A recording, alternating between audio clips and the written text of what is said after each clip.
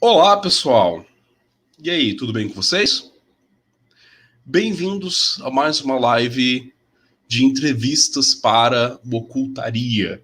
Para você que está chegando agora e está conhecendo Causofia agora, meu nome é Fausto Ramos. Eu trabalho com Causofia há pelo menos 3 anos e meio, conversando a respeito de assuntos de ocultismo, de magia, de filosofia e vários outros tópicos do meu interesse. Hoje eu venho continuar com uma sabatina de entrevistas que eu estou promovendo no meu canal, com vários dos palestrantes chamados para palestrar no Ocultaria, que é um evento que traz pessoas para falar a respeito de espiritualidade, magia, religião e ocultismo, e que esse ano em especial vai ser uma edição virtual, online. Afinal, a gente não está tendo oportunidade de se reunir pessoalmente por questões que vocês já conhecem. Então, caso vocês tenham interesse em participar do evento online e poder também concorrer a conseguir uma camisa e vários outros brindes que tem no evento, tem o link aqui embaixo na descrição para vocês poderem comprar o seu ingresso. E hoje eu converso com uma outra convidada, a primeira convidada mulher desse circuito de palestras, que é alguém que eu já conhecia também há mais tempo. Fala em Steph, fala em Rafa. É uma pessoa que eu já conhecia de um grupo de WhatsApp, que parece até mesmo que é um complô oculto, onde várias pessoas daquele grupo hoje são conhecidas dentro do meio de YouTube, de canais, de páginas e de trabalho com magia que vocês conhecem por meio da internet. É alguém que eu já conhecia também junto com o Nino, junto com o Vitor Vieira, e é alguém que está prestes a estar preparada para entrar na live. Eu estou dando só mais um minutinho enrolando para vocês. Fala, boa noite, Lohana. Eu queria comentar também que, caso vocês tenham interesse em apoiar o canal do Causofia, para apoiar esse trabalho que eu faço, trazendo pessoas de tão peso e importância para aqui, para esse diálogo, para essas conversas, vocês podem se tornar membros do meu canal por meio do botão do Seja Membro, que tem aqui embaixo também, do lado do vídeo. E ao momento que vocês sentirem vontade de abrir o coração de vocês para fazer uma pequena doação para o meu canal, vocês também podem fazer por meio do Superchat que tem aí do lado. E, portanto, sem mais delongas, vamos para a apresentação da minha querida Ingrid! Fala aí, Ingrid. Eu consegui dar tempo suficiente para estar tudo pronto e tranquilo? Tudo tranquilo. Agora tranquilo. Tá tudo tranquilo. Eu acabei adiantando para eles a conversa de que a gente já se conheceu por meio de um grupo de WhatsApp há 7 anos atrás. Que a gente conversava. Era maravilhoso. As pessoas nem pensavam nisso, a gente já tinha um grupo para falar mal de todo mundo. Isso é verdade. A gente ficava lá, tretava, conversava, falava das coisas. Eu conheci os vídeos e o canal do Nino por causa daquele grupo, porque eu não conhecia ele, não conhecia ninguém antes direito, só conhecia o Vitor Vieira, que me chamou ali pra dentro. E eu não tinha nada, eu não tinha canal, não tinha nada, eu era só um cara que também praticava, botar o Fausto dentro. Eu acho que foi ali que surgiu a sementinha para eu querer também fazer esse tipo de trabalho no futuro. Você conhecia o Vitor por causa do Magicaus na época, não era isso? Oi? Você conhecia o Vitor por causa do Magicaus na época também, não era? Eu conheci ele por causa de um grupo de magia do caos. Sim. Isso é uma história controversa, eu vou contar também. Eu ia até esperar o Vitor vir para cá para poder falar disso, mas eu vou acabar adiantando, dando um spoiler. Que quando o Vitor Vieira... Oi? Eu sou aquela pessoa dos bastidores que sabe da vida de todo mundo. Sim. O Vitor, quando ele entrou num grupo de magia do caos para pedir sugestão de livro, de PDF, de coisa para estudar, veio um monte de gente mandar um monte de comentário zoeiro, falando um monte de maluquice daquele jeito discordiniano que o pessoal conhece da magia do caos. Aí eu fiz também um comentário zoeiro, só que no final da minha zoeira eu dei orientações para ele. Eu falei, você começa lendo tal livro, fazendo tal coisa e vendo isso, aquilo, outro. Daí ele me puxou para fazer amizade comigo no Facebook e ali a gente começou a interagir, conversar lá em 2013. Ou seja, o Vitor já era o pele da galera, ó. Ele já passava maus bocados com a galera da Magia do Caos há bastante tempo. Então eu, entre aspas, iniciei o Vitor Vieira na magia do caos. Ele pode ter a própria versão da história dele nesse contexto. Mas o Vitor não é o meu convidado de hoje. Quem é meu convidado de hoje é essa pessoa que está aqui do meu lado. Ele não é de Anfã, ele não é bonita. Então, você quer me comentar sobre como foi a sua jornada com espiritualidade, com magia, com religião? Então, vamos lá. Tem muitos anos, tá? Porque eu tô assim, esse estado aqui são os pactos, né? Como é que vocês já entendem, mas eu tenho muitos anos. Tem a galera chegando aqui. Tava conversando sobre isso com um amigo meu, que é meu filho, inclusive. E eu nunca me dei conta de quando que isso iniciou. Porque eu trazia questões desde muito, muito cedo que são pertinentes a isso. Eu estava até falando, enfim, sobre outras coisas, de que existem pessoas que nunca realmente se dão conta quando isso inicia, porque é sempre tão presente na vida delas que você não sabe falar assim, não, foi tal dia, de tal ano, ou eu tinha tantos anos, né? Eu posso te datar os acontecimentos iniciáticos, né? E algumas coisas, fatos mais importantes. Mas dentro do... comigo é tudo também... Eu tenho uma jornada que é espiritual, que é política, que é mágica, porque eu não sou apenas do candomblé, dos cultos africanos, né, como todo mundo já sabe, e, ao mesmo tempo, tudo muito conectado, mas com necessidades a par, né? Cada coisa de cada coisa. Posso te dar uma sugestão, então? Começa por aquilo que você faz hoje. O que representa o que você faz, o que você trabalha de hoje? Para depois fazer uma coisa que retorna no tempo. Se apresenta quem é a Ingrid em 2020? A Ingrid em 2020 é a pessoa que literalmente traz a sua autoestima com 3 tapas na cara. Eu me considero uma pessoa que eu tô aqui para te ajudar a resolver seu problema. Independente de como que eu faça isso, porque eu tenho milhares de maneiras de resolver. Apesar de eu usar muito frequentemente as armas que eu tenho, mágicas, dentro da afro-religiosidade, porque é o que eu recorro mais, isso não significa que sejam os únicos artifícios que eu tenho, né? Até porque eu acho que foi na live do Fagundes que vocês estavam conversando sobre o que é para cada um, né? Que cada um se identifica com uma maneira, com um caminho, com um tipo, e é mais ou menos isso. Eu acho que se você fala uma única linguagem com a pessoa, tem pessoas que vão entender aquilo muito bem e tem pessoas que já vão ter uma dificuldade maior com certos universos, né? Com certas mitologias, com certas coisas. Então, eu acho que você tem que entender um pouco de cada coisa. Você não precisa ter 200 iniciações, é porque é impossível, a gente sabe disso, né? A gente cansa de ver essas figurinhas, a gente, inclusive, falava muito delas. Nossa, a pessoa é iniciada em tudo, ela é monge tibetano, ela é Hare Krishna, ela é... né? Mas, é grau mestre em todas as ordens possíveis. Pois é. Uma figura que a gente falava, nossa, mas é grão mestre em todas as ordens. Nossa senhora, destruidora mesmo. Mas, assim, você tem que ter um conhecimento de um leque para você saber conversar com uma pessoa de maneira que ela entenda, uma vez que você vai querer intervir na energia ou ajudá-la de alguma forma, né? Para isso, ela tem que entender o que você está dizendo. Não adianta eu chegar aqui e descarregar um vocabulário super complexo de Yorubá, de termos de Yorubás ou de Pajubá, como a gente chama de macumba, né? Falar nisso, falar aquilo, e a pessoa, peraí, mas o que você está dizendo? Né? Eu já levei pito por causa disso, de entidade. Que eu estava fazendo o trabalho, depois eu falei assim, então, querido, esses termos que você usa aí, de chakra, de não sei lá o que, usa uns termos mais simples com a pessoa, ela não vai entender. Tá. Eu fui aos poucos aprendendo. E tem as entidades que precisam de tecla SAP, inclusive. Não sei se você já tomou consulta com uma entidade que você dá vontade de apertar. Onde é que está a tecla SAP dessa entidade? Porque ela fala tão enrolada, além de ser tão xexaxé, xoxoxó.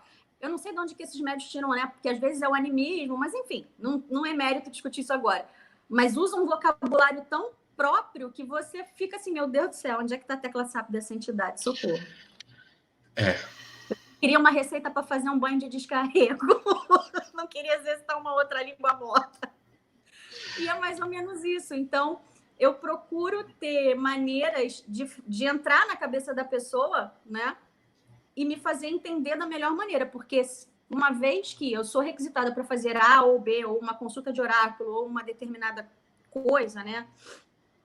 são muitas coisas, como a gente já sabe, eu preciso saber em que pé está aquela pessoa, né? De que forma ela vai entender aquilo. E não adianta eu ter uma única ferramenta, tanto verbal quanto ritualística. Isso me lembra que esses tempos eu ouvi o Nino também falar numa live sobre a importância da gente, enquanto pessoas que trabalham com isso, somos brasileiros, somos sul-americanos, de conhecer também sobre o cristianismo, de não ignorar ele. Isso é um tipo de coisa que eu também incorporei já há bastante tempo no meu trabalho, de saber traduzir em termos cristãos alguma coisa que alguém vem conversar comigo. E é muito interessante fazer essa tradução, de conhecer a cultura do outro, não para dizer que dominam aquele tipo de trabalho, mas ter o mínimo para poder se aproximar, para encontrar um ponto comum. Concordo. Especialmente vocês que têm canal e falam com muita gente o tempo todo, vocês têm que se saber fazer entender, né? É desafiador. É desafiador muitas vezes. Às vezes a única linguagem que dá vontade de falar de tapa na cara é tenso. O que eu peço muitas vezes para as pessoas, elas terem compreensão comigo, que se tem alguma coisa que ela tá falando de um jeito que eu não entendo, eu vou perguntar. E não é para perguntar para menosprezar, mas é perguntar para tipo assim, olha, calma, isso do que você falou não foi muito claro. Você pode me explicar melhor o que você quer dizer com tal palavra? Aí a pessoa fala de outro jeito que ela acredita estar mais claro, eu volto a perguntar. Eu falo, então, ainda não ficou claro. Eu quero ter certeza de que eu estou entendendo o que você está me dizendo para eu poder te ajudar melhor. Tem uma pergunta aqui na rodada. Vou trazer para a mesa. Esté perguntou como foi a sua trajetória no candomblé. Stephanie perguntou. Tô vendo aqui ela. Como Sim. foi a minha trajetória no candomblé? Vamos lá. Eu moro no Rio de Janeiro, como vocês sabem. Eu tô com um pouco de delay aqui para mim, não sei se tá para vocês. Tá um pouquinho, mas tudo bem. No Rio de Janeiro, cultos de matriz africana, tá um pouquinho.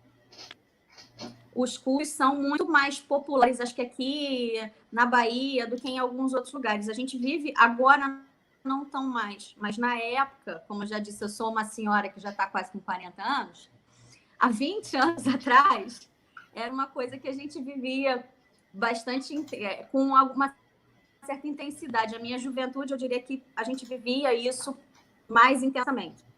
A gente gostava de ir para centro, tinha muito centro, de umbanda, de candomblé. Eu já trazia comigo certas questões. Eu sou criada em colégio católico, né? Eu estudei a minha vida inteira num colégio católico, que inclusive é conhecido no Brasil inteiro, que é a Rede dos Maristas. Tem em todos os estados do Brasil. E isso, para mim, sempre foi uma boa sorte e um problema. Boa sorte porque eu contava com uma excelente estrutura educacional, e o problema porque eu estava sendo educada de uma maneira que acordava com muita coisa, especialmente porque a gente tinha essa cadeira de ensino religioso como uma matéria obrigatória. E tinha prova. E eu tirava 10 na prova, mas tirava 10 na prova de religião porque eu sabia a matéria. Isso não refletia necessariamente que eu me identificava com aquilo. Chegou um ponto que eu comecei a zerar a prova propositalmente porque, para mim, é significada. Não, de verdade, e até hoje isso me acontece, eu não consigo ter nenhum ponto de ligação com as crenças cristãs ocidentais. É muito complicado isso para mim. A maneira com que tudo é posto, com que as coisas são discutidas, com luz. E desde muito pequena eu sou assim, né? Nunca fui uma criança que gostava de ir para a igreja, que gostava de culto religioso. Eu sempre fui muito incomodada e sempre gostei de tudo que sempre tive um encanto por tudo que era ritualístico. Eu gostava de terreiro. Eu tinha uma tia-avó que virava com uma pombogira no quintal. Né? Louco? Sempre tive essa coisa essa proximidade de cultos a... Oi? Não, sim, pode continuar. Ligados à natureza. Até aí, beleza. Tranquilo. E você frequenta, você vai na gira, você vai no toque, tudo bem. Quando eu tinha mais ou menos... Eu tive a porta de entrada para as afro-religiões como a maioria das pessoas tem, que é através da Umbanda e da Quimbanda, né? Quando eu tinha 12 anos, eu comecei a manifestar realmente o que as pessoas dizem de mediunidade, né? Eu começar a prever coisas, eu começar a incorporar, né? Coisas que, em tese, eu não sabia falar, eu falava, e incorporava, e dava consulta, e todo aquele trâmite, aí você procurar um centro, né? É a famosa frase que todo mundo que já escutou na vida. Você tem que procurar um centro. Você está com problema, você tem que procurar um centro. Seu pau não sobe, você tem que procurar um centro, né? Seu cachorro fez cocô no lugar errado, você tem que procurar um centro. Pegou coronavírus, você tem que procurar um centro também, né? E aí lá fui eu procurar um centro. E fiquei muitos anos procurando um centro, né? Rodei macumba, rodei quase que o Rio de Janeiro inteiro, aqueles becos do Rio de Janeiro todo de macumba, procurando um centro. E nada me fazia sentir que aqueles lugares preenchessem os anseios que eu tinha, né? Porque no Rio, na época já era um pouco assim, agora acho que está mais, inclusive. Muito centro, muito terreiro, tem coisas que são muito comuns às igrejas, né? Especialmente o exercício do poder, que não é hierárquico, e você nota que existe quase que uma tentativa de um poder político, de controle em cima da sua vida, em cima de outras coisas que eu acho que, enfim, não tem que entrar, não tem tanta relevância assim. E aí rodei, comecei a sentir o que as pessoas falam de passar mal para santo, né? Comecei a ter doenças que ninguém explicava o que eram, coisas, passar mal, aí a médica não sabia o que era, não tinha nada, e isso foi se tornando cada vez mais frequente, né? Desmaiava na rua, bolonã, como a gente chama, né? Bolava, mas eu não acho um centro, né? Eu não conseguia me identificar ou confiar, porque eu sou uma pessoa extremamente desconfiada até hoje. Eu não me identificava com nenhum sacerdote, ou porque o nível de cultura não era para mim similar ao que deveria representar um sacerdote, um conhecimento, enfim, né? Vinha de uma coisa, até pela história mesmo das matrizes africanas no Brasil, questão muito delicada, porque você tem sacerdotes com muito conhecimento religioso e pouco conhecimento acadêmico, mesmo histórico, e você não tem hoje como falar de uma religião dela sem abordar a história, né? E isso, às vezes, é preconceituoso também. É muito delicado esse tipo de coisa. E aí, enfim, rodei. Pode ficar à vontade para entrar no assunto que você quiser a respeito de questão histórica, religiosa, acadêmica. Não sinta necessidade de ter ressalvas a respeito do assunto. Beleza? Não, porque às vezes o meu canal é para isso mesmo. Estou contextualizando. Tranquilo, manda ver. E aí, achei. E, enfim, como acontecem certas coincidências significativas ao longo desse seu caminho, né?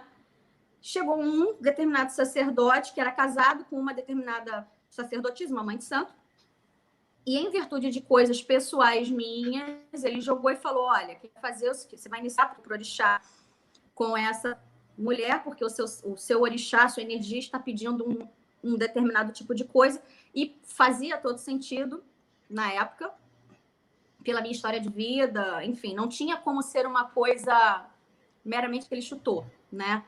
A gente vê sacerdote que joga muito coisas para impressionar, né? É comum, é uma característica comum aqui. E eu falava, não, eu me senti tocada com aquilo de alguma forma e falei, não, tudo bem. Aí o que eu resolvi fazer na época? Eu resolvi jogar o desafio para o universo, né?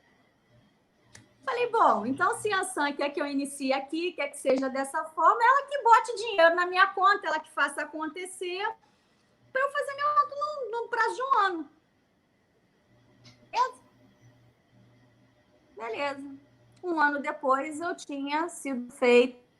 Não bastasse ter sido feita, eu sei o meu barco inteiro, né? Que eu financei a obrigação de todos os meus irmãos. com um valor alto, inclusive, ou seja, eu tive o que as pessoas chamam, eu tive caminho para fazer não só a minha obrigação, como de todo o meu bar, e com tudo que eu tinha direito, né? Direito e não direito, porque muita coisa a gente sabe que é pompa, que é, né, festa de ostentação mesmo, porque o orixá é muito simples, mas na época, imagina, se eu com 19 anos ia pensar isso, não ia, né? Não chegava ainda a ter, me dar conta disso depois, em outras obrigações, né? Mas até então, com toda a pompa, circunstância, festa, toque, 3 roupas, filmagem, fotografia, etc e tal. E assim eu iniciei. E aquilo para mim foi um caminho. Você fazer um orixá é você nascer de novo realmente, né? Eu acho que quem passa por ritos iniciáticos isso muito bem, né? É um processo, como você mesmo está falando com o Fagundes, de dentro para fora, né? Você tira o que você tem. E a manifestação de orixá é algo muito próximo disso. É muito forte para quem passou de maneira legítima, né? Você nota que a tua vida toda passa a se deslocar para uma outra direção, né? Você começa a perceber coisas que antes você não percebia, de maneiras que você não percebia, ao mesmo tempo a vivência do terreiro, o aprendizado de conviver com outras pessoas de diferentes maneiras. E aí você tem a minha vida, né, ao longo das obrigações. Se fui já sair com cargo, né? Porque a gente acredita que o sacerdócio, ele é uma questão de Odu, que a gente chama de destino. Você não pode se tornar sacerdote se você não nasceu para aquilo, né? Hoje no Rio de Janeiro é um pouco diferente, provavelmente nos outros lugares também. Hoje em dia você tem gente que compra DK, que abre casa de santo e que não tem aquele caminho sacerdotal e acaba dando muita merda, a gente sabe disso, né? E eu sou um pouco oposto disso, porque eu cheguei a ter casa durante um tempo, só que eu sou uma pessoa que eu posso ter casa, mas não tenho paciência, né? Ainda mais no Rio de Janeiro, e eu sou uma pessoa que o tempo todo eu não sou muito chegada a uma hipocrisia. Então, eu não estou criticando quem tem nem quem faz, mas eu queria que fosse de uma determinada maneira, como quando eu joguei pro vento que eu seria feita e que nada me faltaria, se aquilo tivesse que acontecer, ia acontecer. E a minha cabeça dessa forma aceitou e trabalhou para isso. Eu tive a minha primeira casa, depois fechei por questões, até questões humanas envolvendo isso, financeiras, porque hoje você ter uma casa de orixá no Rio de Janeiro é um custo muito alto, né?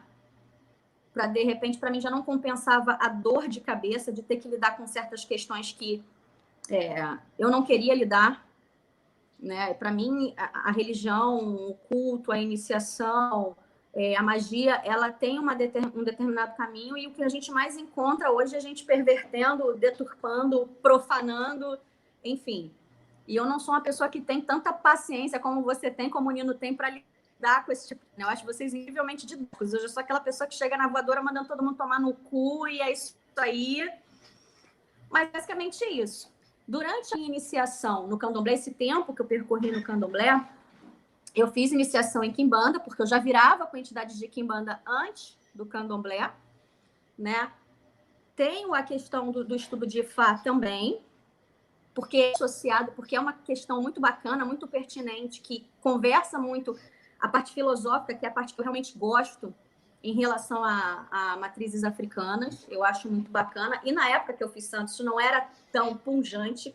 Hoje a gente tem esse movimento do Ifá vindo muito forte, tanto nigeriano quanto Ifá de Cuba, e é muito bacana, né? Muita gente, inclusive, eu falo, faz o Ifá, tem gente que não tem nem necessidade de, eu quero fazer santo. Eu falo, não, vai no Ifá primeiro, aprende a filosofia por trás das coisas, porque você nota que tudo acaba sendo feito, tem que a pessoa conheça o que está por trás daquilo, ela saiba de fato o porquê, né? O fundamento da coisa, porque você está falando de uma outra cultura, num outro tempo, né? De outras pessoas, basicamente. Então, assim, e é muito complexo.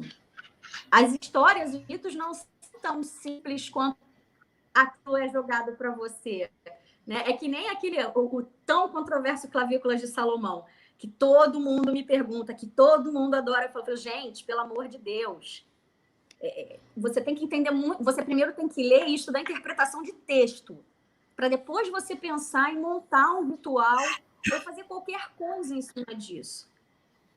Basicamente, né? Então, tive iniciação na Quimbanda, no luciferianismo, em outras coisas, mas tudo muito nessa coisa de fazer com que tudo converse, de tentar explicar as coisas da melhor maneira, né? Porque eu sou aquele tipo de pessoa assim, você vai fazer alguma coisa comigo, né? Vou cuidar de você dentro de algum ponto da tua vida, ou enfim, atender alguma necessidade sua.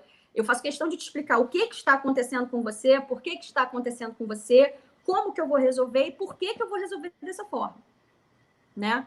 Eu não sou uma pessoa que vou chegar e falar, olha, é isso, vamos fazer isso, vamos mexer naquilo, e a pessoa fica assim, ah?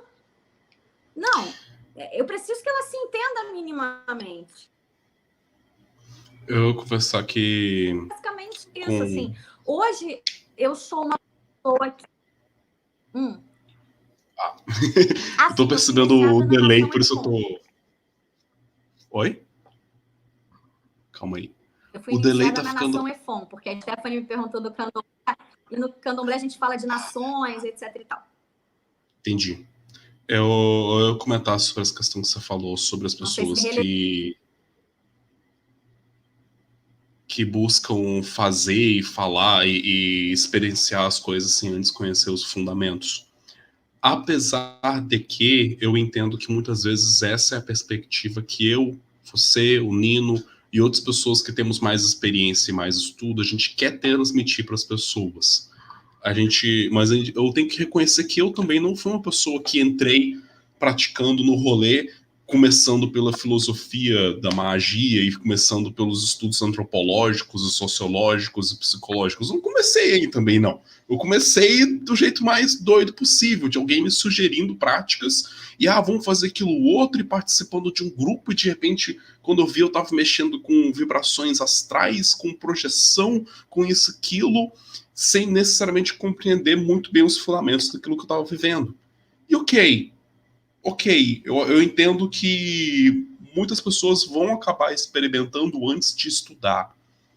E eu não necessariamente censuro elas, eu só acho que o risco é a pessoa não ter senso crítico sobre aquilo que ela está fazendo, ao ponto de chegar no momento em que ela vai sentir necessidade de se aprofundar e estudar melhor e entender com mais fundamento o que ela está fazendo.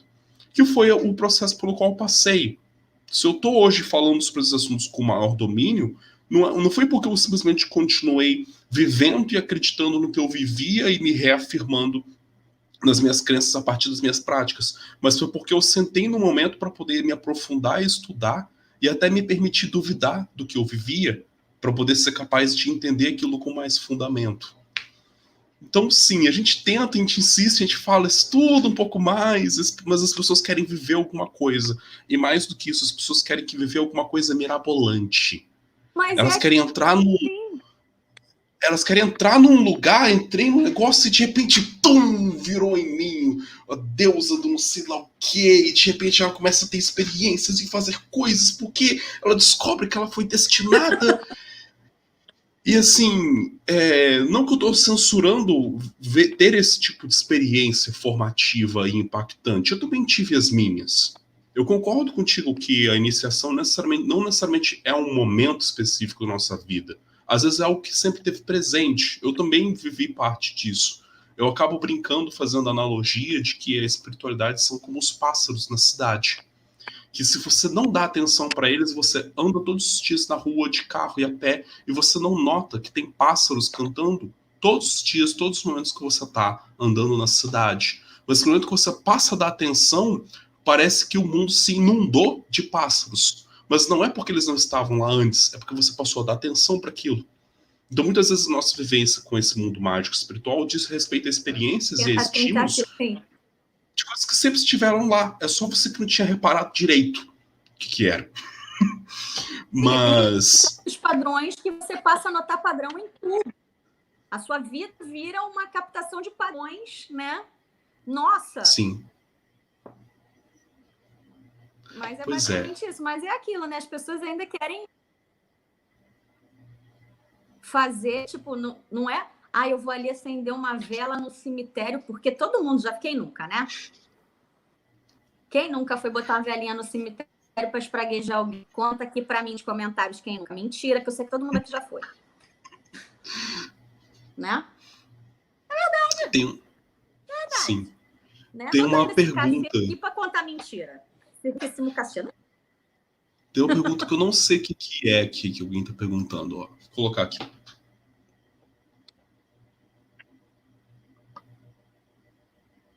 Macumba carioca. Eu não Chegou sei o que aí é na isso. macumba carioca. Macumba carioca é... Então, macumba carioca, pelo que eu estou entendendo, é frequentar terreiros cariocas. Porque, assim, você tem macumba gaúcha, por exemplo. Quando você vai... Eu fui iniciada no Rio Grande do Sul, na Quimbanda. Né? Porque a gente diz que cada região, por exemplo, você quer fazer uma boa iniciação de catimbó, você vai fazer no Nordeste. É muito difícil aqui no Rio de Janeiro você achar um terreiro de catimbó muito bom, né? Como Quimbanda, naquela época, era interior de São Paulo e Rio Grande do Sul, ainda mais Quimbanda Malay, né? Eu acho que o que ele quer dizer com macumba carioca é o que eles chamam de candomblé carioca, né? Porque, por exemplo, se você for no Rio Grande do Sul, você tem batuque, você não tem candomblé, né? Sim, inclusive eu sou feita na macumba carioca, né? Eu sou iniciada na macumba carioca. Então, assim, se é isso que ele quer dizer, porque macumba, ou ele pode se referir a um culto de malandro, que é um culto de Egum, que aqui em algumas casas de quimbanda existem, tanto de umbanda quanto de quimbanda. Você vai ter ambos as casas, ambos os terreiros, tanto umbanda quanto quimbanda, cultuando marinheiros, malandros, que são o que eles chamam de malandros, só existia no Rio de Janeiro, determinadas características pombagira, determinadas pombagiras, e acho que é isso que ele quer dizer, né? Entendi. Mas sim. E, meu moço, o que tem uma coisa que eu fui nessa vida é macumba, né? A gente sabe que não é macumba, na verdade, que macumba é um instrumento musical, mas sim, se tem uma coisa que, olha, existiu na minha vida, foi macumba. Tem essa questão no Rio do nome Grande do também. Sul, em São Paulo, no Rio de Janeiro, em Minas Gerais, o que eu conheço é macumba. Eu ia comentar que esse universo das religiões que eles denominam matriz afro é um universo muito grande, muito rico, é muito vasto, e é um dos motivos pelo qual eu falo muito pouco a respeito disso quando alguém me pergunta. Porque eu sinto que é uma coisa que é tão grande, tão vasta a ser explorada, que qualquer coisa que eu tentasse conversar com o parco conhecimento e com a parca experiência que eu tenho nisso, seria insuficiente.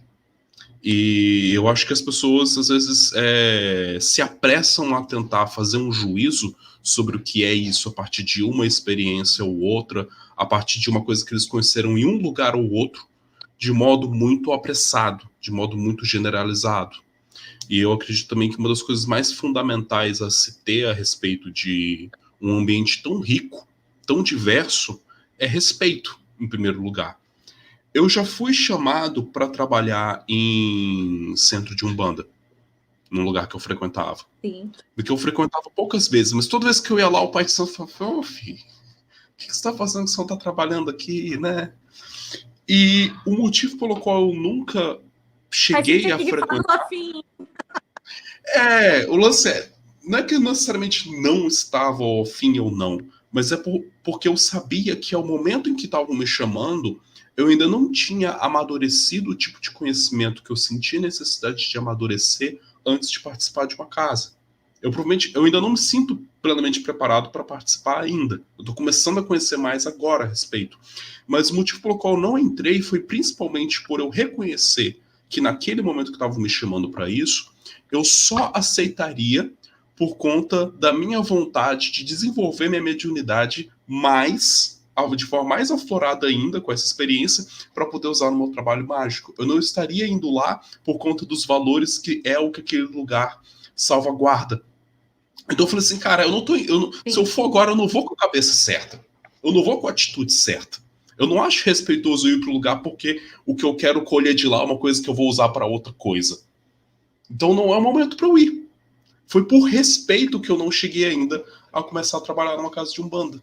Porque eu sei que eu acho que talvez não é o tipo de mentalidade que eu já vi de muitas outras pessoas, de até mesmo amigos meus, que eu sei que já foram às vezes para algum lugar para desenvolver, para trabalhar, mais porque queria usar aquilo como um laboratório mágico do que realmente pelo sentimento comum àquele espaço e ao campo religioso.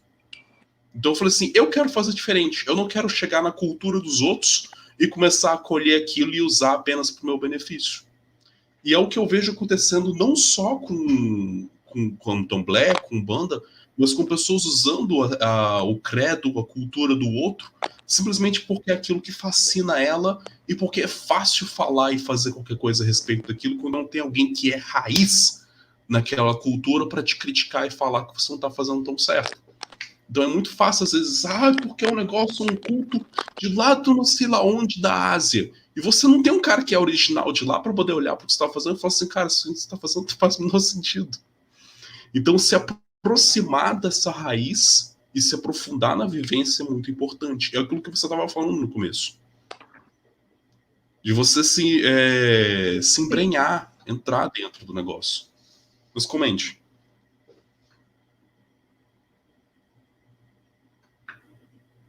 Então, eu perdi muita parte do seu comentário porque a conexão aqui ficou ruim. Tudo bem. Mas, enfim,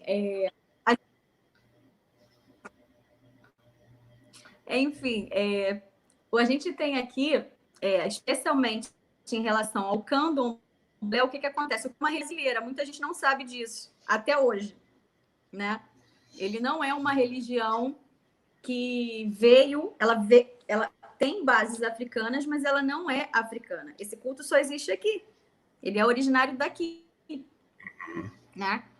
Inclusive, muitos cultos que tem na África foram extintos,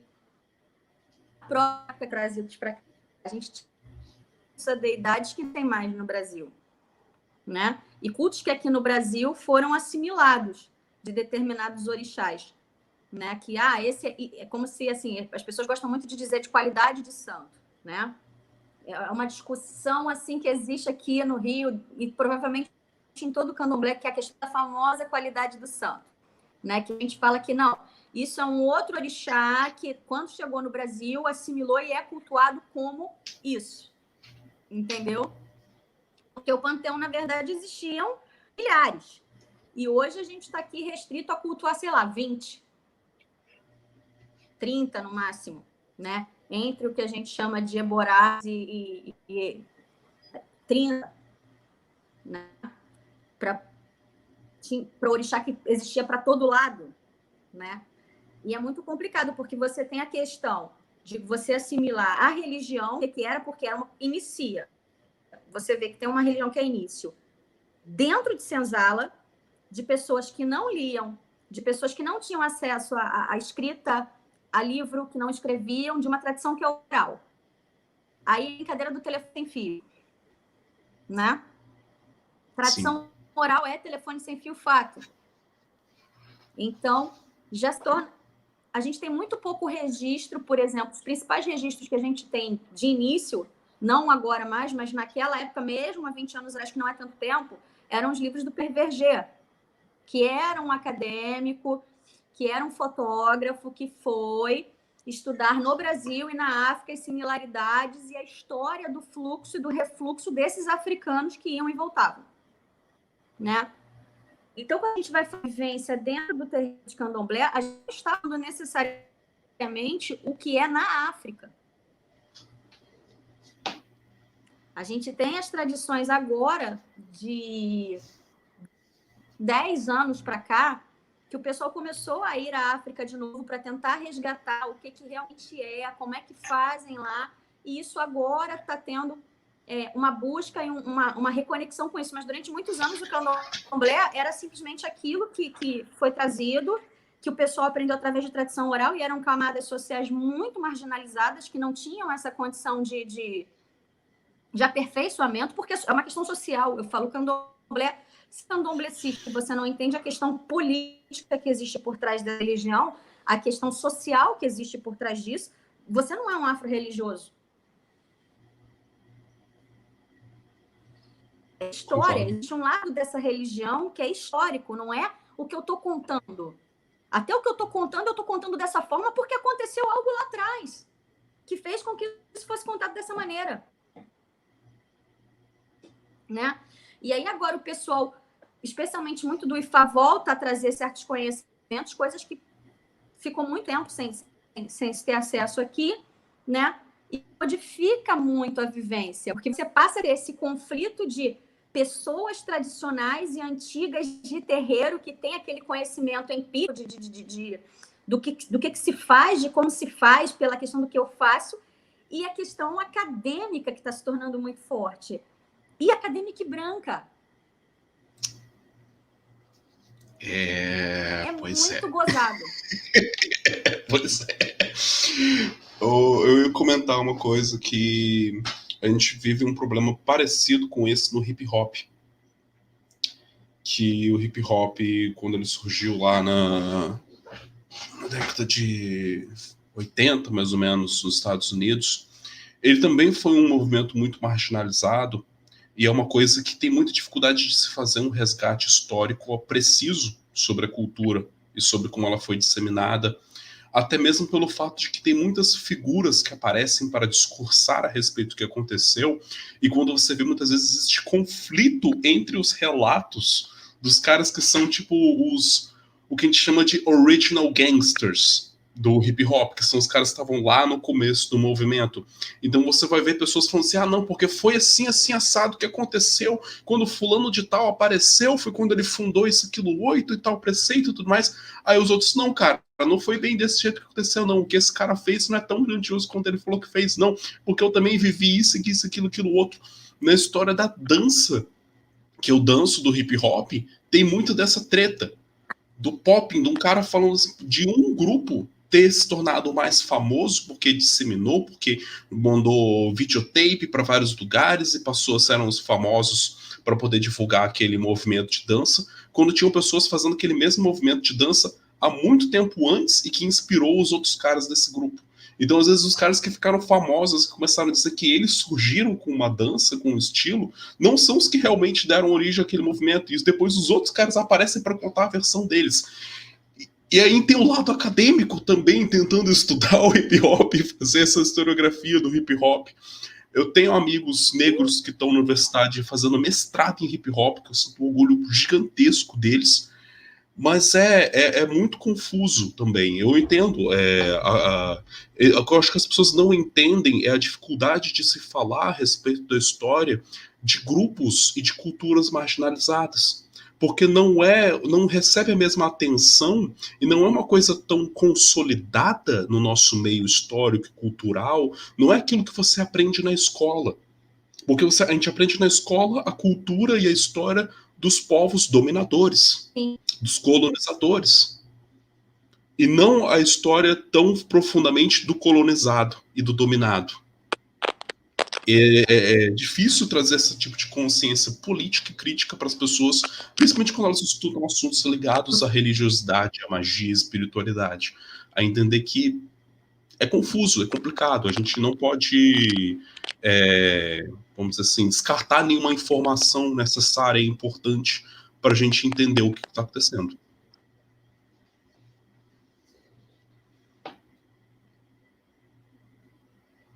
Opa! Ingrid? Voltou?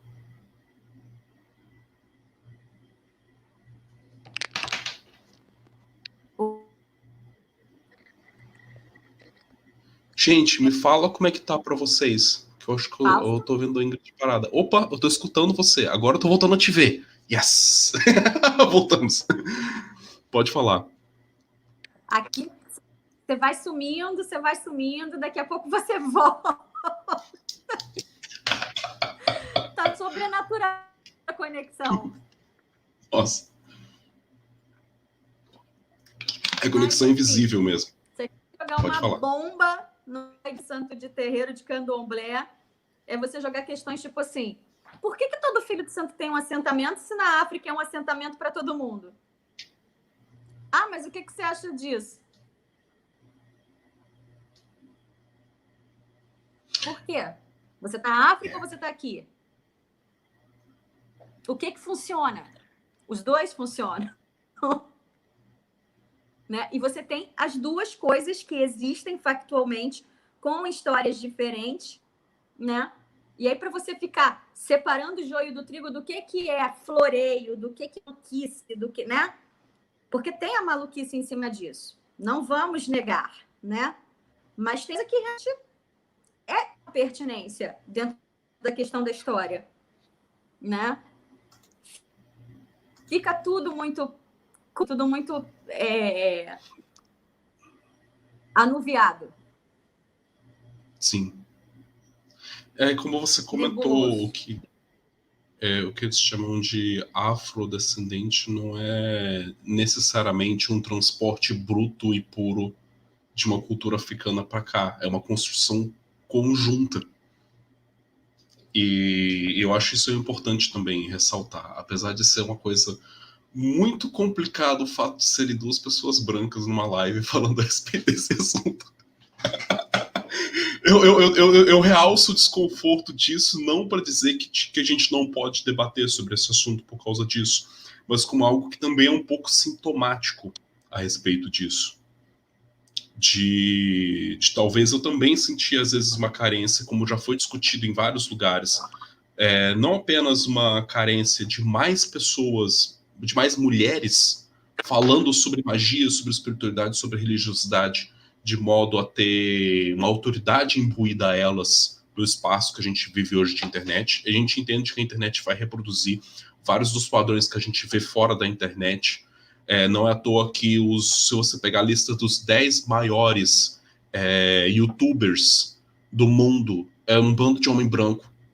Isso não é incidental, mas o fato também da gente ver esse mesmo tipo de problema na disseminação desse tipo de conhecimento, como você falou. Às vezes uma academia branca estudando sobre a história das religiões de matriz afro. Mas Não, e detalhe, no Brasil é uma religião patriarcal. Oi? É patriarcal? No Brasil é uma religião patriarcal. Sim. Sim. Peraí. Originalmente, ela se dá ela início com 3 princesas africanas trazidas para o Brasil. Desculpa, ela acho é que uma você religião matriarcal. Os principais terreiros. Os Entendi principais agora. terreiros até hoje são terreiros matriarcais, o que é absurdamente controverso. Mas terreiro de candomblé? Tá bom para você? Uau! Isso é muito curioso. Isso é muito curioso, para ser sincero. Mas Ingrid.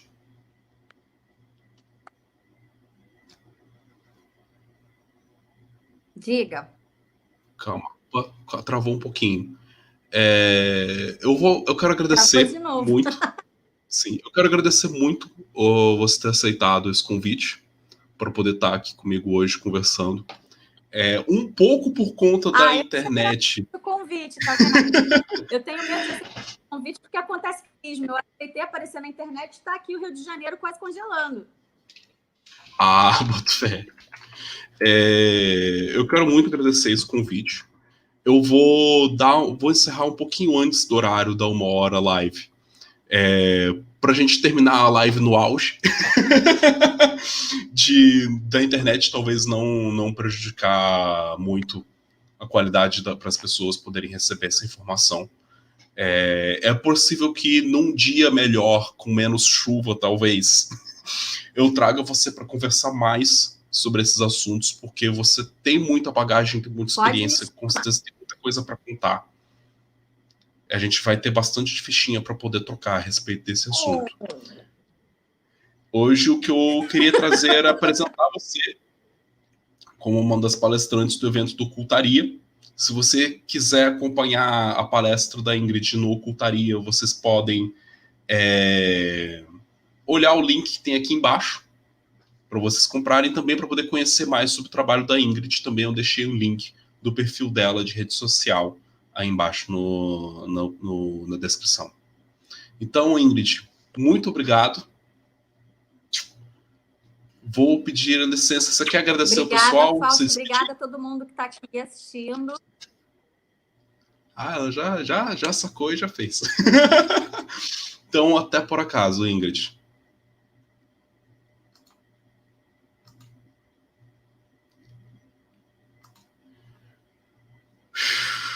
Pessoal, eu ainda estou em live, eu sei disso. Eu tô cogitando fazer uma surpresa para vocês. Até mais, Ingrid.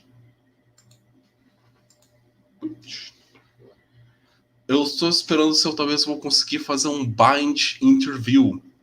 Fazer uma outra entrevista inusitadamente diferente.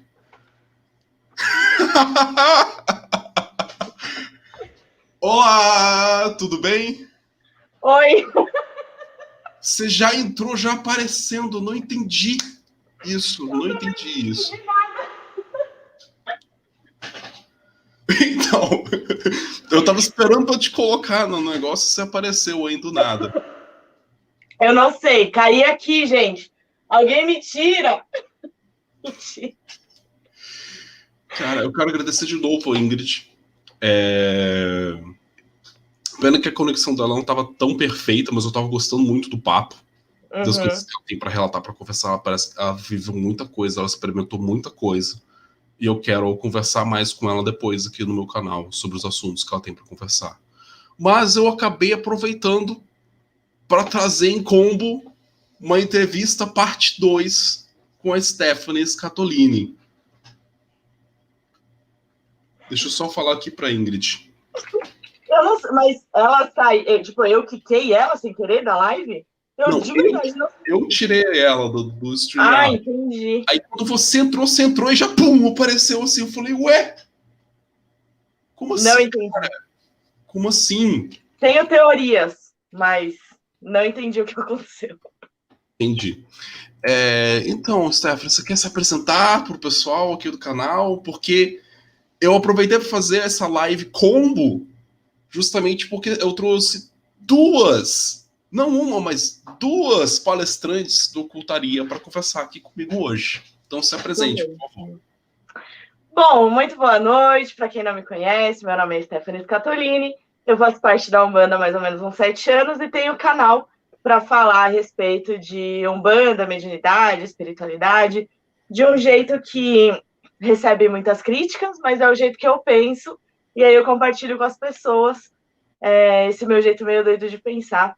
Aí a gente compartilhou também a grade da Oculto TV junto, há um tempo atrás, então deem uma olhada, a gente já fez até collab, né?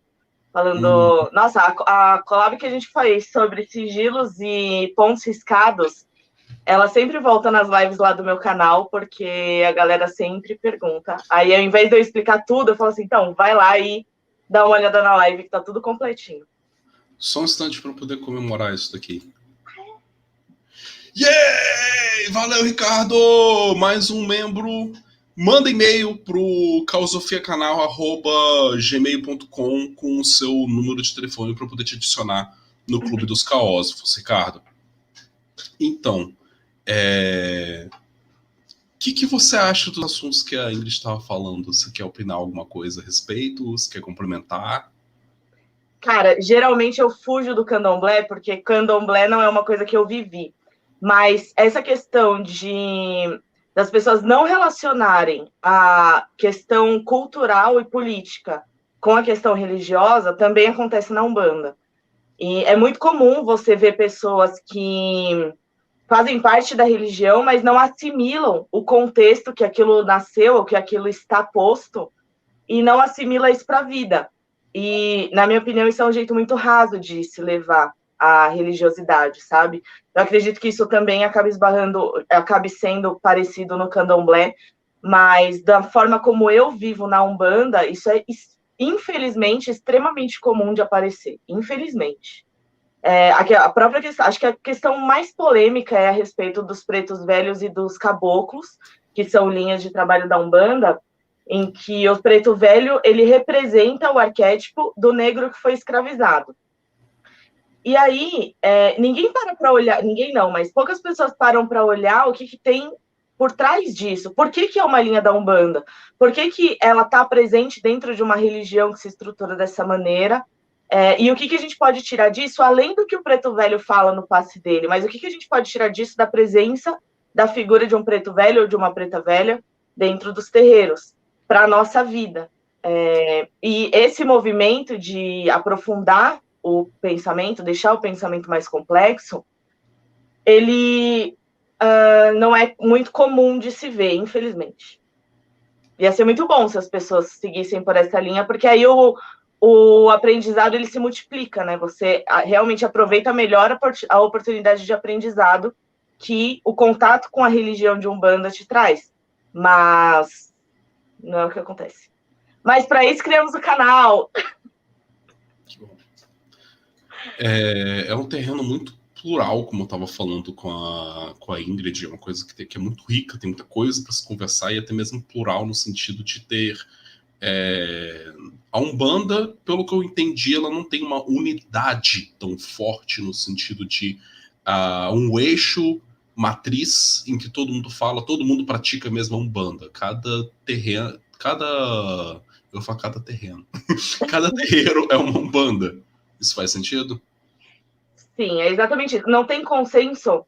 Quer dizer, a anunciação da Umbanda, como a Umbanda, ela é um consenso no dia 14 ou 15 de novembro. 14 foi a vez que o Zélio Fernandino de Moraes incorporou o caboclo lá no Centro Espírita do Rio de Janeiro. E o caboclo falou que ia ser fundada uma nova religião, e no dia 15 foi o dia que aconteceu a primeira gira dessa nova religião. Mas mesmo antes disso, já tinham práticas que envolviam o contexto de incorporação, de guias, de pretos velhos, de caboclos, marinheiros, malandros, em outros tipos de culto espalhados pelo Brasil, que também tinham a sua própria estrutura. Então, nem a respeito disso é um consenso, porque houve a anunciação oficial no dia 15 de novembro de 1908, mas existia, entre muitas aspas, umbandas antes, e depois disso, muitas umbandas foram criadas, porque a umbanda que o Zélio Fernandino de Moraes praticou e pratica, a casa dele pratica até hoje, ele já morreu, né? Mas a família dele continua lá no terreiro. É uma vertente, outras foram criadas e outras se destoam muito dessa umbanda que foi criada inicialmente. Tudo é umbanda. Inclusive a casa dele, eu acho que está sendo hoje dirigida pelo neto dele. Se eu não me engano, é o neto. Passou para a filha e depois vai estar passando de geração para geração. E o neto dele deu palestra no Simpósio de Hermetismo em 2018. Eu assisti palestra com ele. Não acredito! Contando a história da casa deles, mostrando foto de várias das casas em que eles fizeram a casa ser deles. E assim, é porque eles não estão no mesmo lugar que começou sempre. Eles passaram por mais de 14 lugares diferentes de sítios. E em todo lugar que eles já tiveram um terreiro deles, nunca mais foi mais nada. Tipo assim, foi terreiro, depois abandonaram, depois ninguém mais mora, ninguém mais faz nada naquele lugar. Então, tem uma coisa interessante sobre isso. Porque isso é tipo, não chega a ser uma lenda, mas é uma coisa que corre, assim, no mundo umbandista, de que lugar que é terreiro, depois vira meio que uma pedra no sapato, assim, não vira mais nada, ninguém mora, ninguém faz nada. E tem teorias a respeito disso. Eu não vou saber dizer o que acontece, mas a teoria é que, por ser um lugar onde muita coisa energética foi feita e muita coisa foi mexida, manipulada, ser um ponto de ancoragem energético muito forte, que algo fica impregnado e aí isso bloqueia os caminhos, né, desse lugar. De verdade, eu não sei se eu acredito nessa teoria, mas isso é muito comum, de ter um terreiro em um lugar, e aí o terreiro sai e o lugar não vira mais nada. Isso não aconteceu só na tenda Nossa Senhora da Piedade, não. Em outros lugares também acontece. Interessante, boto fé. E que mais você quer conversar para poder se apresentar, para comunicar sobre o que você faz, sobre o que você vive hoje em dia? Gente, manda pergunta aí. Agora que eu já caí na live de paraquedas mesmo, né? Ajuda nós. O Branquinho chegou agora também. Tem um monte de gente chegando, da hora. Então, a respeito das iniciações que vocês estavam falando, né, do candomblé e tudo mais. A Umbanda, ela não é uma religião iniciática por si. Tem algumas vertentes que vão acabar fazendo alguns tipos de iniciações e outras que não. Mas eu acredito que é o que você estava falando, não necessariamente existe um processo, um ritual de iniciação dentro da Umbanda, mas o próprio caminho da pessoa dentro da Umbanda pode se tornar um processo de iniciação, se você perceber esse caminho dessa maneira. Então, todos os aprendizados... Gente, tem um monte de dificuldade que aparece no caminho do médium dentro de terreiro, que se você olhar para isso com atenção, dá para fazer como se fosse um processo iniciático. Eu, com certeza, olho a Umbanda hoje, principalmente hoje, depois de criar o canal, de uma maneira completamente diferente do que quando eu entrei, ou de uma maneira completamente diferente, por exemplo, de 3 anos atrás, quando eu saí da primeira casa que eu participei. E eu entendo o quanto que foi importante eu olhar com atenção para as coisas que aconteceram, para transformar isso na minha vida. Esse processo de observação, se você não prestar atenção, você vai ficar 30 anos dentro de um terreiro e 30 anos vendo as coisas de uma maneira rasa. Isso, por si, não vai ser necessariamente um problema. Você pode trabalhar sua mediunidade, você vai lá incorporar, passar os recados dos seus guias e tudo mais, isso não é um problema. O problema é o quanto disso você está interiorizando para que a Umbanda te faça um bem maior que ela puder, sabe? Para que você use as coisas da Umbanda, as ferramentas que a Umbanda proporciona, para você se tornar uma pessoa muito melhor. Isso eu acho que por si é um processo iniciático, que te joga de vários penhascos e que você tem que aprender a voar ou você cai de cara no chão. E aí dá mais trabalho ainda para se recompor, mas isso acontece muito também. Vou trazer um comentário aqui do Everton. Nossa, tô muito pequenininho, lê para mim. Mas o terreiro não transmutaria as energias? Parece meio, sei lá, estranho um lugar sagrado amaldiçoar o local. Eu teria alguns comentários talvez a fazer a respeito disso. Talvez o que você está chamando de amaldiçoar um lugar seja a partir de uma determinada perspectiva, que parece já fazer um juízo a respeito de que se algum lugar ele foi usado de tal maneira que nada mais consegue ficar lá, isso significa que isso é pejorativo, negativo ou amaldiçoado. É pensar que tudo aquilo que a gente usa no mundo tem algum grau de desgaste. O seu celular tem uma bateria, que a bateria dele vai se desgastando ao longo do tempo, até o momento em que a bateria já não rende mais tanto quanto rendia antes. Então, eu não estou necessariamente explicando ou justificando essa perspectiva que a Esté comentou sobre o pessoal falar que tem essa crença de que se você usa um lugar para fazer um terreiro, tem um desgaste energético tão grande que não dá para usar para mais nada. Mas eu estou comentando de uma possível especulação sobre isso baseado no que a gente conhece a respeito do mundo. Então, nem sempre uma coisa sendo usada até não e se exaurir, não ter mais como usar depois, significa que isso é uma coisa ruim. Pode ser que, na verdade, aquilo serviu para o propósito que era necessário para aquilo servir. Como o caso de uma bateria, como o caso de um fósforo, que quando queima, ele não tem como ser usado, porque ele foi queimado até a última ponta. Tudo tem um desgaste. E não seria insensato pensar, a partir dessa crença do uso energético do lugar, que depois de passar muita energia por aquilo, ela teria dificuldade de sustentar energia para outras coisas. Comentário do proprietário, né? Oi? Não consegue fazer mais nada com ele. Eu não tô afirmando que isso não é possível. Pode estar em um desafio para alguém que quer colocar isso à prova. Se tem muita grana, pega um lugar que já foi terreiro, compra e tenta fazer alguma coisa acontecer lá. É um jeito de tentar verificar essa hipótese. Mas nesse sentido meio hermético de dizer, faz sentido. Algo ser usado até o ponto que não dá mais para ser usado. A gente está usando a Terra inteira de um jeito que é possível que a gente não consiga mais recuperar ela se a gente demole.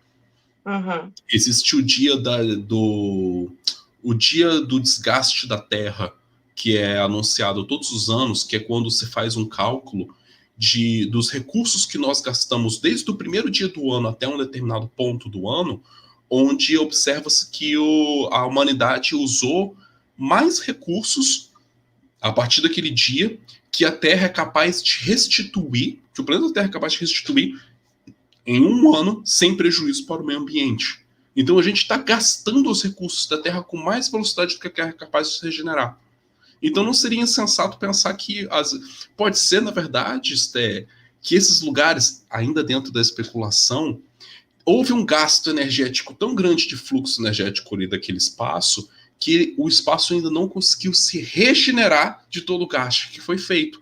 Pode ser que em algum momento aqueles espaços voltem a ser utilizados, mas é porque o tempo necessário para isso é muito longo. Enfim, eu vou parar de fazer essas correlações.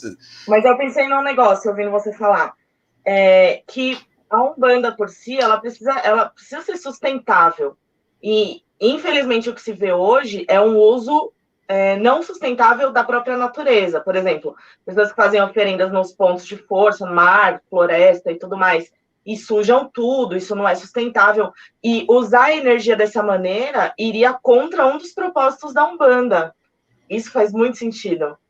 E usar um lugar a ponto de esgotar energeticamente as possibilidades para ele ser outro local é meio que contra um dos princípios da Umbanda de tentar ser sustentável. Então, eu acho que é plausível, mas não acho que seria o ideal, sabe? De esgotar tanto um ponto a ponto de ninguém conseguir mais ficar naquele lugar e tudo mais. Mas esse comentário do Francisco faz, todo sentido de verdade. Eu acho que é muito mais provável isso do que a parte energética, pensando melhor aqui. Assim, eu fiz a especulação porque eu tô acostumado a trabalhar com especulações a respeito do que a gente faz do funcionamento ou não mágico, ou espiritual ou energético, sem um compromisso. Uhum. Eu acho que, na verdade, eu só exercitei minha capacidade retórica, lógica e retórica desse tipo de coisa. E aproveitei para fazer um comentário ambiental junto com essa história. Peraí, que o Everton escreveu um negócio aqui. Ah, não, ele falou a mesma coisa que você falou. O João perguntou um negócio ali em cima. Cadê João? Fala sobre o seu processo de estudos da magia, iniciação com o Nino, etc. Tá, já aproveitando, né, o ensejo. Bom, vou dar um passo para trás, então, para explicar uma coisa antes de como é que eu caí no estudo de magia, sendo que eu sempre fui da Umbanda, né? O meu processo dentro da Umbanda, ele sempre foi conturbado porque eu sempre questionei muitas coisas e até um determinado momento era interessante que eu questionasse, porque era o exercício do pensar, né? E tudo bem, só que eu comecei a esbarrar em algumas questões que, primeiro, a Umbanda não tem resposta, e aí, ao invés das pessoas me falarem, olha, a Umbanda não tem resposta para isso, não, ficavam querendo dar um nó, sabe? Umbanda, tudo bom? Ficavam querendo dar um nó e me enrolar, ou querer, sabe, justificar o injustificável através da Umbanda para mim. E isso gerou muita frustração dentro da minha caminhada, assim, porque eu pensava, caramba, será que sou eu que sou errada de questionar essas coisas, ou de estar num lugar sem acreditar em tudo que aquele lugar propõe? Será que eu sou errada de estar no terreiro, de abrir gira, sem ter 100% de confiança no que eu acredito a respeito disso, tudo mais? E isso vinha e voltava, tinham épocas que era mais tranquilo, tinha épocas que não eram tão tranquilo, não eram tão tranquilas, eita, lerei. Mas sempre voltava. E aí, no final de, sei lá, 2018, eu acho, não sei. Enfim, e eu sempre estudei muito, inclusive, e em nenhum momento, pasme, eu esbarrei na questão de magia dentro da Umbanda. Não esbarrei. Não sabia que existia magia. Enfim. E aí teve uma certa situação dentro do terreiro, no final de 2018, que eu tive meio que uma treta com o meu Exu, porque ele falou uma coisa e eu falei, se for para ser desse jeito, não vai, porque eu não vou fazer isso. Não vai. Aí ele falou assim, tá bom, então você não quer fazer? Então é o seguinte, você vai começar a estudar tudo que cair no seu colo. E aí começou a desmoronar coisas de magia na minha cabeça, assim, do nada, aleatoriamente. Eu nem precisava pesquisar, simplesmente chegava até mim. E aí eu comecei a estudar e fiquei sabendo que existia magia. E conheci o Nino. E aí, em 2019, eu fui fazer os cursos do Nino. Eu tô aqui em São Paulo, ele dava o curso presencial de magia, de cura, e aí fui fazer os cursos dele. E aí foi um ano bem sabático, porque eu já tinha saído da minha primeira casa, estava num processo de aceitar as coisas que eu acreditava e as coisas que eu não acreditava, e de descobrir um mundo novo de magia. Beleza, comecei a fazer o curso, me encantei, comecei a questionar. E aí eu precisei desmoronar tudo, botar tudo no chão, o que eu pensava a respeito da Umbanda, até o ponto de eu olhar e falar assim, eu acho que eu vou sair da Umbanda, porque eu não vou conseguir conciliar essas coisas novas que estão chegando para mim, que fazem muito mais sentido, com todas as outras coisas que eu já aprendi. Cheguei nesse ponto de falar assim, não, acho que vou sair e é isso. Só que aí comecei a conversar com umas pessoas que me ajudaram e tudo mais, para pensar um pouco melhor a respeito dessa situação, e tomei uma decisão. A decisão de permanecer na Umbanda e de usar o conhecimento de magia para poder aplicar no que eu já sei fazer, que é o trabalho da Umbanda. E é o que eu tento fazer hoje. E assim, cada vez mais eu consigo encontrar correlações, encontrar uma harmonia entre as duas coisas. Não se tratam para mim mais de duas coisas diferentes. Peraí que o Panda tá chorando, eu preciso tirar ele do quarto. Quem acompanha minhas lives já tá acostumado com esse movimento. É o Panda. Eu só consigo lembrar daquela música do Panda, Panda, Panda. Voltou. Então, e aí agora eu consigo conciliar as duas coisas. Então, de estudo mágico por si, magia, como as pessoas conhecem, magia do caos, hermetismo, telema, goetia, essas coisas, meu estudo é super recente, só que a correlação que eu faço entre as coisas que eu venho conhecendo e o paradigma umbandista tornam as coisas muito interessantes.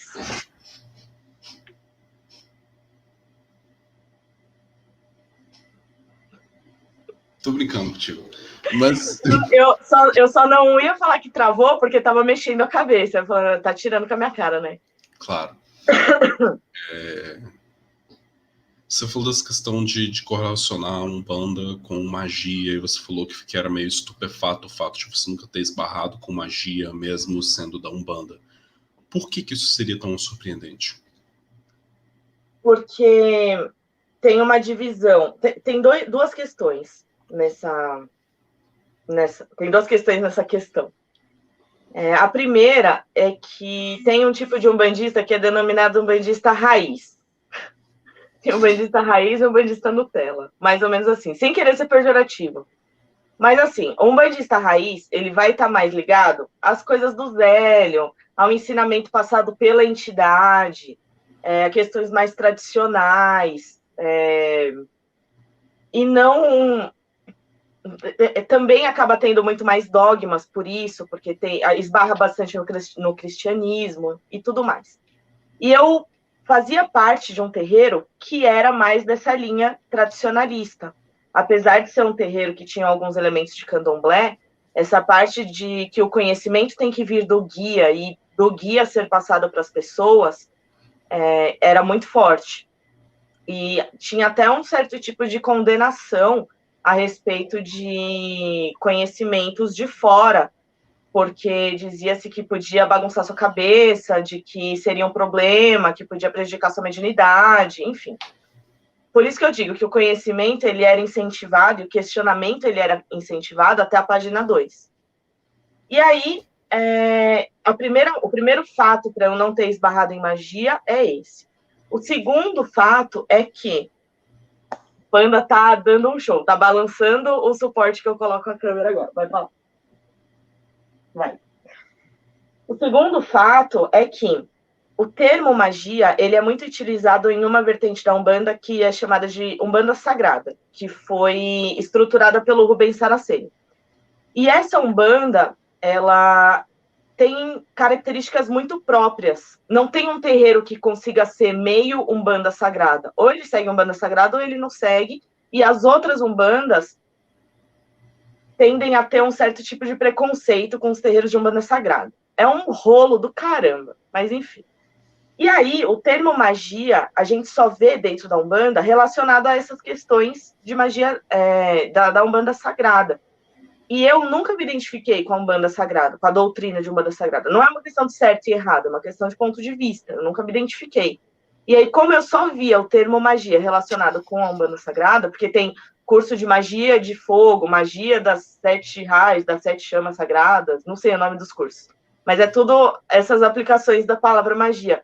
Eu nunca me interessei. Talvez por isso também isso tenha me blindado um pouco de procurar por magia relacionada à Umbanda. É claro que depois que eu parei de entender dessa maneira, eu conheci um monte de gente que aplica magia dentro de terreiro de Umbanda, inclusive o Roberto, que estava aqui na live agora há pouco. Mas, antes disso, não. Porque você falou de um jeito quase como se deveria de ser um pressuposto você conhecer magia para praticar Umbanda. Por isso que eu trouxe meu questionamento. Então você está mostrando que não necessariamente. Não. Mas deveria, sabe? Porque a Umbanda faz magia sem saber. O que a gente chama de magia, a Umbanda faz, mas não chama de magia. Não explica muito profundamente, sabe? Eu estou generalizando muito quando eu falo que a Umbanda não explica, a Umbanda isso, a Umbanda aquilo. Então, por favor, quem estiver na live entenda que, sim, estou generalizando. Se o seu terreiro explica, show de bola, perfeito. Mas estou generalizando. É que primeiro eu preciso entender o que você está comentando como a Umbanda se praticando magia.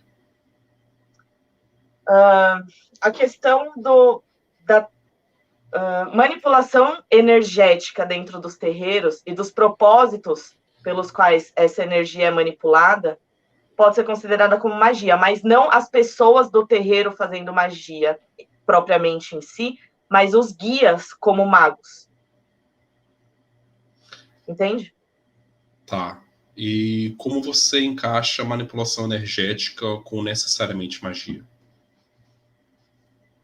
Começou. Ó, as perguntas difíceis eram para o chat, tá bom? Não, brincadeira. Eu acho que é um jeito de se ver a magia. Nem todo mago vai acreditar propriamente assim no paradigma energético a ponto de entender dessa maneira. Como eu vim de um estudo a respeito de energias, eu entendo a magia como a manipulação energética também. E para mim, tudo envolve a manipulação energética. Então, acaba que tudo é energia, tudo pode ser magia, e toda magia acaba esbarrando, para mim, na manipulação de energia. Pode ser diretamente falando, ou uma consequência do que você vai fazer com a magia. Sim, é porque eu tô tentando conversar sobre isso até mesmo para a gente esclarecer juntos a respeito do que a gente está chamando de magia quando você diz que a Umbanda faz magia sem saber. Uma missa católica, existe magia incutida nela? Para você? Depende da forma como a pessoa se relaciona com a magia. Com a magia não, com a missa, perdão. Depende da forma como a pessoa se relaciona com a missa. Comente. Se, por exemplo, a pessoa vai na missa, presta atenção nas coisas que o padre está falando. O padre... É que faz tanto tempo que eu não vou em missa que eu já nem sei as estruturas, mas enfim, que eu me lembre, tem uma parte lá que o padre fala a respeito de coisas do cotidiano e aplica, compara com as questões da Bíblia. Eu não sei direito essa parte, não sei qual que é o nome, mas que ele dá uma mensagem. Se a pessoa pega essa mensagem, olha para dentro dela e começa a transformar a vida dela a partir desse start que o padre deu, apesar de ser inconsciente, ela está fazendo um tipo de magia. Ela está transformando a realidade dela a partir de um start que veio de fora, olhando. Eu acho que todo o processo de autoconhecimento envolve magia, na minha opinião. Porque você vai se transformar a partir de algo. E essa transformação, para mim, pode ser considerada como magia. Então, tá, a gente tem magia quanto manipulação energética, a gente tem esse autoconhecimento e transformação de algo também como algo que seria signatário de magia, para você fazer essas comparações. Uhum. Porque você não falou nada de manipulação energética na missa. Porque eu estava falando a respeito da pessoa que vai na missa. O padre... Então, eu não posso falar a respeito de padres, eu acho. Porque eu teria que saber mais especificamente como que funcionam os ritos da missa para conseguir entender até que ponto que um padre manipula energia. Pelo paradigma espiritual, eu acredito que todo templo religioso tenha espíritos auxiliando, então que o padre poderia ser intuído, por exemplo. Mas não propriamente magia, não me sinto capaz assim, de falar a respeito de manipulação energética dentro dos ritos do catolicismo. Eu não estou conseguindo enxergar, tá muito, muito pequenininho. Não, tá aqui do lado, peraí. A transformação do pão e vinho no corpo de Cristo é uma transubstanciação, vem da mudança de energia. A parte ritualística católica é extremamente mística, se você pensar na composição da estrutura do rito, da abertura do rito, os momentos em que ele é tabulado, os momentos de oração, momento de sermão do padre, momento da Eucaristia, de pegar o corpo de Cristo e o sangue de Cristo para introjetar no corpo, para alimentar o seu Cristo interior. Aquele momento que eu achava sempre muito estranho na missa, que era do padre virando falando assim, ele está no meio de nós. Aí eu todo olhava e disse, caralho, velho, Deus tá aqui, velho. Esse cara tá aqui, meu irmão. E todo o rito que impressiona mentalmente a pessoa que está trabalhando ali. Preceitos, princípios esotéricos existem, apesar de ser um culto de uma vertente exotérica daquela religião. Muitas das religiões a gente conhece que elas têm uma face exotérica e uma face esotérica. Existe misticismo e esoterismo cristão, mas não necessariamente é aquilo que a gente vê explicitado no corpo da prática exotérica da Igreja Católica e das religiões mais massificadas. O território religioso exotérico é aquele que é mais popular, que é mais comum, com as quais as pessoas lidam e se relacionam com ele. O lado esotérico geralmente é um lado mais fechado, que poucas pessoas, até mesmo de dentro daquele meio, conhecem. Eu acho, inclusive, que... Eu não sei se os padres em formação hoje em dia estudam o lado esotérico cristão de fato. Eles estudam teologia, eles estudam um pouco de hermenêutica. Isso é bacana. Mas agora, se você vai ter um casto regendo um rito e você não vai dar a ele instruções iniciáticas para como transformar e transmutar a castidade dele e a energia sexual represada dele em algo que vai ser utilizado na elevação ritualística, mágica, eu acho isso complicado. Eu acho isso um problema, inclusive, dentro desses espaços religiosos. Então, o que eu estava questionando sobre você falar assim, Umbanda faz magia sem saber, eu me pergunto, será que é legal a gente considerar magia algo que a pessoa não tem consciência sobre o que ela está fazendo? Uma das coisas que eu acho mais interessantes sobre o próprio trabalho mágico, como o Crowley, que eu sempre gosto de citar, porque eu sei que citar Crowley mete medo nas pessoas, mas o Crowley comenta que magia é o processo de você tornar consciente algo que você faz inconscientemente. Então, como assim os umbandistas fazem magia mesmo sem saber? Se eles não estão sabendo, eles têm consciência do processo? Só porque é algo que também participa do mundo? Porque se a gente for pensar naqueles elementos que a gente manipula na magia, manipulação de energia, a transformação da própria realidade, isso não é comum só aos espaços religiosos ou aos espaços iniciáticos. Isso é comum à existência. E nem por isso, necessariamente, tudo que todas as pessoas fazem vai ser chamado de magia. Beleza, todos nós somos magos em potenciais, todos nós transformamos e moldamos a nossa realidade. Mas então não haveria necessidade de distinção entre uma pessoa que é praticante e quem não é. Nem todo mundo já seria um iniciado. E não é bem essa a realidade que a gente conhece. E aí que vem o problema, na verdade, a polêmica, porque a Umbanda é feita de polêmica, de falar a respeito da Umbanda ser um sistema mágico ou não. Algumas pessoas entendem como sim, algumas pessoas entendem como não, eu entendo como sim. Mas por que, por exemplo, eu digo que as pessoas fazem magia sem saber? A abertura de uma gira na Umbanda tem todas as premissas de um rito mágico. tem construção de círculo de proteção, tem banimento, aí tem o intento, a destruição do círculo de proteção, banimento, tem tudo. Só que as pessoas não sabem que elas estão fazendo isso. Porém, elas fazem. Então, por exemplo, no momento da defumação, na abertura da gira, elas estão fazendo um banimento, mas elas não estão chamando de banimento, entende? Na hora que elas estão saudando o Exu na abertura da gira, elas estão construindo um círculo de proteção, porque elas estão falando que na porteira elas deixaram sentinela, elas deixaram o Exu tomando conta da cancela para proteger, para que nada aconteça. Então, é a construção de um círculo de proteção, mas eles não estão chamando de círculo de proteção, dá outros nomes. Mas se a gente olhar de fora para o que é feito dentro da Umbanda, a gente consegue encontrar processos mágicos. Olhando de fora. Olhando de fora. O que eu quero dizer sobre isso é, eu não discordo do que você comentou.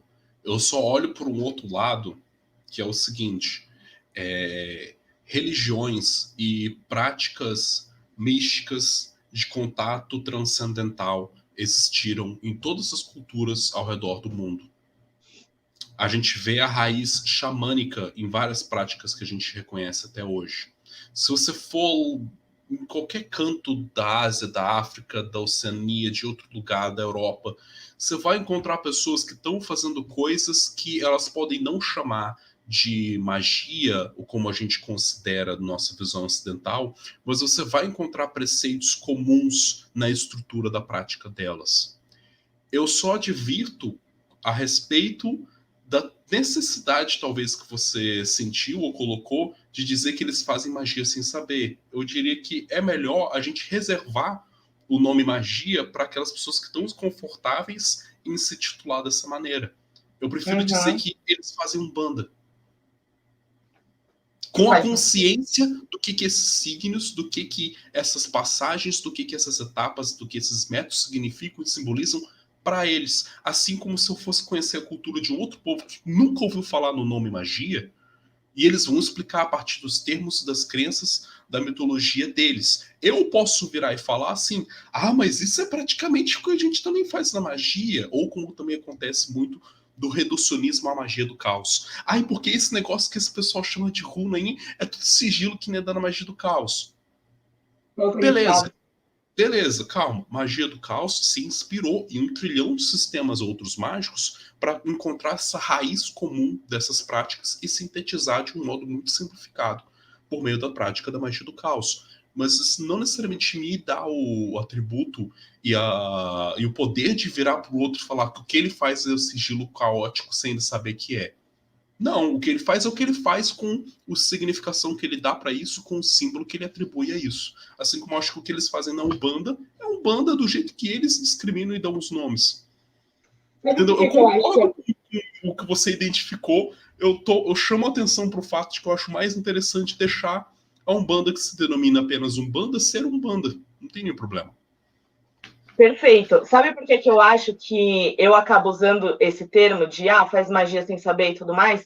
Porque esse processo de identificar, de conhecer a magia, de identificar a magia dentro da Umbanda, para mim é recente. E aí eu preciso fazer esses pontos de ancoragem internamente, e aí dentro de mim, para mim, fica muito claro que sim, é exatamente o que você falou, mas nos pontos de ancoragem eu consigo fazer essa correlação de faz magia sem saber.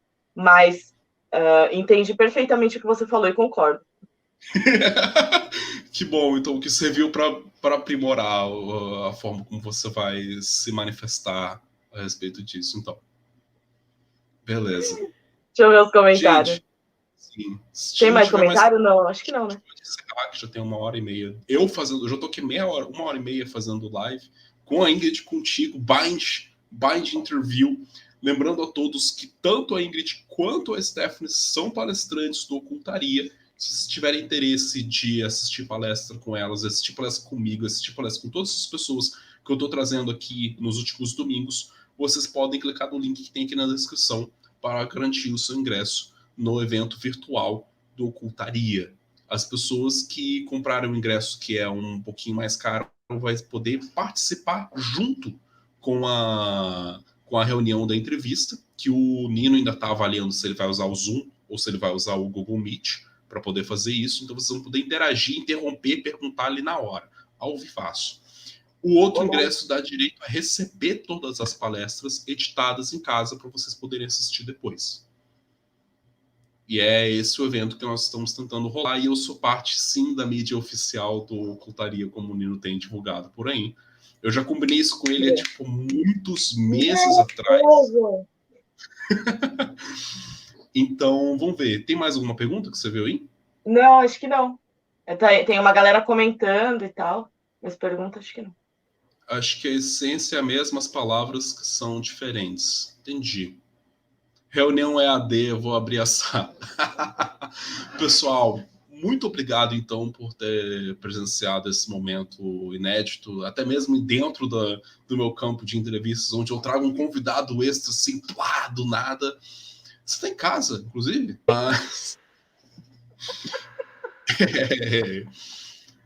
Muito obrigado, Stephanie, por ter também aceitado participar nesse momento. Eu agradeço novamente a Ingrid, se ela estiver acompanhando a gente também aqui na live, nessa parte 2 surpresa. Eu vou mudar depois o nome da live, vou mudar a descrição. Mas eu gostei porque eu consegui trazer as duas palestrantes do Ocultaria de uma vez só, assim, ó. Blau! Eu realmente caí de paraquedas. Obrigada por ter me chamado. Obrigada, pessoal aí que está acompanhando o chat. E apareça lá no canal. Tem live toda terça, 8 horas. É isso aí. Pesquisa Stephanie Scatolini no YouTube, encontra ela lá e acompanha. Pesquisa as collabs que eu fiz com ela lá no canal dela e aqui no meu canal também. Então, e mais essa agora, a quarta collab nossa, né? Caramba! É isso lá aí. No meu canal, na playlist de collabs, tem todas. Porque eu linkei as do seu canal e a do meu canal. Show de bola. Então, até mais, pessoal.